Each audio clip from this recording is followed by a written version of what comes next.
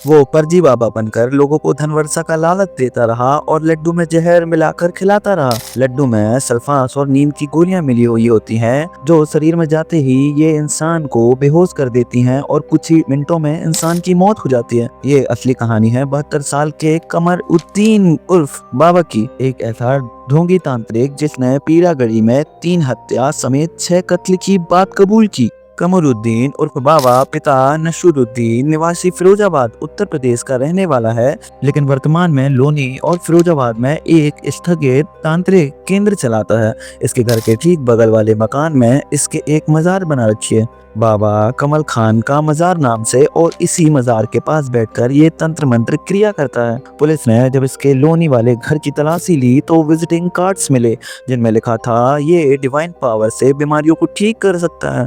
दरअसल 8 फरवरी को पुलिस को एक पीसीआर कॉल से सूचना मिली कि पीड़ागढ़ी इलाके में फ्लाईओवर की सर्विस लेन पर एक गाड़ी में 3 लोगों की लाश पड़ी है, जिसमें 2 पुरुष और एक महिला थी। संडे दोपहर करीब 3:30 बजे एक एसयूवी के अंदर जब मृतकों की पहचान हुई तो रणधीर 76 वर्ष, शिव नरेश सिंह 47 ईयर और लक्ष्मी देवी 40 साल। रणधीर ड्राइवर सीट पर बैठा और बाकी 2 पीछे की सीट में बैठे थे। शरीर पर कोई चोट के निशान नहीं थे, लेकिन ऐसा लग रहा था कि विक्टिम्स ने उल्टी की थी, जिससे शक हुआ कि उन्होंने कुछ न कुछ जहरीला खाया होगा। अब ये पार्ट सबसे ज्यादा शॉकिंग है। पीड़ागढ़ी में जिन 3 लोगों की हत्या हुई थी, जिसमें से रणधीर वो करीब 200 करोड़ संपत्ति का मालिक था। उसके पास 18 से 20 लाख रुपए महीने का किराया आता था। सोच के देखो, 200 करोड़ का मालिक, महीने की 20 लाख किराया, फिर भी धन वर्षा का इतना ज्यादा लालच। बाबा ने इन्हें लालच दिया कि वो 2 लाख को 2 करोड़ में कन्वर्ट कर देगा। बाबा ने दोनों पुरुषों को बोला कि एक रिचुअल करने के लिए जिसमें एक लंबे बाल वाली औरत चाहिए होगी। इसी तरह लक्ष्मी इस खेल में एंटर होती है। बाबा का मर्डर प्लान क्या था? 10:30 AM के करीब तीनों विक्टिम्स पीड़ागढ़ी एरिया में मिलते हैं और फिर वो नॉर्थ दिल्ली की तरफ गए, जहां उन्होंने बाबा को पिक किया। बाबा काफी देर तक विक्टिम्स के साथ कार में बैठकर बातें किया। बाबा रणधीर के बगल वाली सीट पर बैठा था।